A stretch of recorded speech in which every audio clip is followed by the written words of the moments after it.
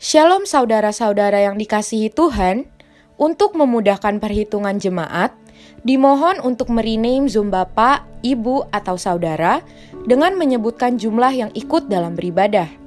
Contoh, Daniel dalam kurung 2 atau Andi dalam kurung 5. Gembala serta segenap pengerja GBI House of Grace menyambut Bapak dan Ibu pada malam hari ini. Selamat beribadah, Tuhan Yesus memberkati berlimpah-limpah.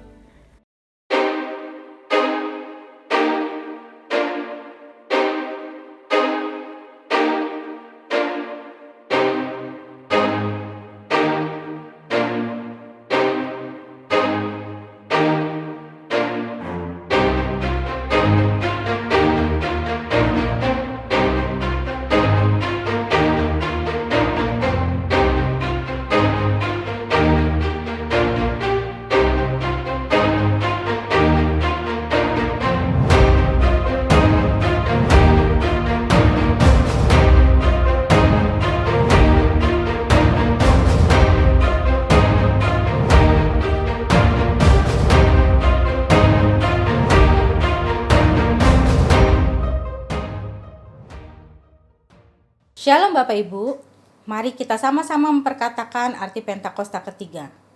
1. Pentakosta ketiga adalah pencurahan Roh Kudus yang dahsyat di zaman ini melebihi yang terjadi di Azusa Street. 2. Pentakosta ketiga akan mengakibatkan penuaian jiwa yang terbesar dan yang terakhir sebelum Tuhan Yesus datang kembali. 3. Pentakosta ketiga akan membangkitkan generasi Yeremia, yaitu anak-anak muda yang dipenuhi Roh Kudus, cinta mati-matian kepada Tuhan Yesus, tidak kompromi terhadap dosa, dan akan bergerak untuk memenangkan jiwa. 4. Pentakosta ketiga lahir di Indonesia dan akan bergerak ke bangsa-bangsa. Gerakan ini dari timur ke barat dan akan kembali ke Yerusalem. 5. Pentakosta ketiga akan memberikan kuasa untuk menyelesaikan amanat agung, dan setelah itu Tuhan Yesus datang kembali. Haleluya! Shalom Bapak Ibu yang terkasih dalam nama Tuhan, apa kabar? Saya percaya kita luar biasa karena bersama Tuhan kita yang luar biasa. Mari kita siapkan hati kita mau menyembah Tuhan, kita mau memuji nama Tuhan. Sebelum kita menyembah dan meninggikan nama Tuhan, mari kita bersatu dalam doa. Bapa kami yang baik, Bapa kami yang mulia, Bapa kami yang bijaksana, terima kasih buat kasih-Mu. Terima kasih buat kesehatan yang Tuhan berikan buat kami. Terima kasih buat penyertaan Tuhan yang sempurna buat kami. Tuhan, pada malam ini kami berkumpul untuk memuji memuliakan nama Tuhan. Kami serahkan ibadah kami dari awal pertengahan hingga akhir. Biar nama Tuhan dipermuliakan, nama Tuhan ditinggikan. Kami percaya ada mukjizat terjadi pada malam hari ini. Kami percaya yang sakit disembuhkan dalam nama Yesus. Dan yang berbeban berat dapat kami percaya Tuhan menyelesaikan setiap beban-beban yang ada dalam kehidupan kami. Terima kasih ya Tuhan. Kami mau memuji Tuhan dengan sorak-sorai, dengan rasa syukur kami. Dalam nama Yesus kami mengucap syukur dan berdoa. Yang percaya sama-sama katakan, amin. Ya, siapa yang percaya bahwa Tuhan kita adalah Tuhan yang baik? Mari kita lambaikan tangan kita. Kita percaya Allah kita Allah yang sempurna. Tuhan kita adalah Tuhan yang luar biasa, amin. Kita angkat pujian kita. Sebab Tuhan baik, sebab Tuhan baik, sebab Tuhan baik, anugerahnya kekal selamanya.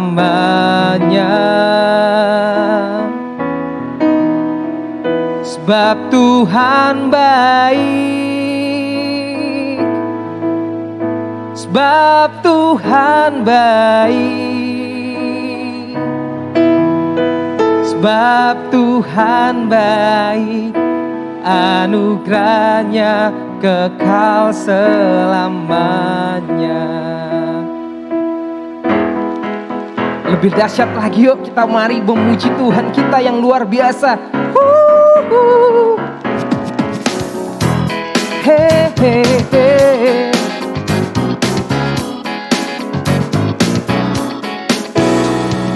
Masuk gerbangnya bersyukur dengan penuh pujian, bersuka di hadiratnya, nyanyi besarkan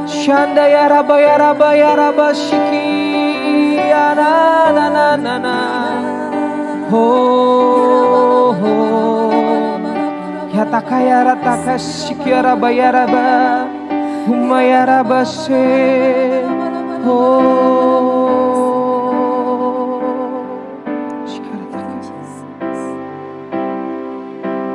Dia Yesus telah mati bagiku.